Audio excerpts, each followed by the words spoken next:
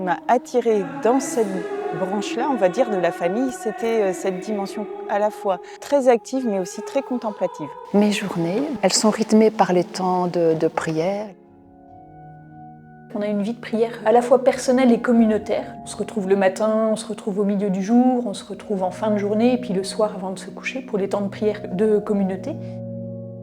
Dans nos journées, on commence par un temps de simplement prier avec la parole de Dieu, méditer, la laisser descendre dans son cœur et faire en sorte que de jour comme de nuit à l'intérieur de soi, elle transforme peu à peu notre vie.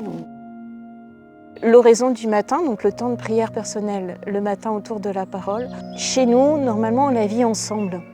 Et ça nous aide à nous lever, de savoir que les autres sont là.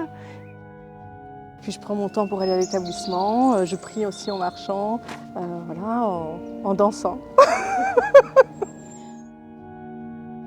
On prie ensemble, on célèbre les louanges du Seigneur et on intercède pour le monde par cette prière. J'essaie de le vivre aussi dans ce cheminement intérieur, de travail sur moi-même. Et c'est dans ce chemin-là, en fait. Ce lien entre s'arrêter de travailler pour aller à la chapelle, alors qu'il y a encore du travail, et puis sortir de la chapelle et reprendre le travail, bien sûr.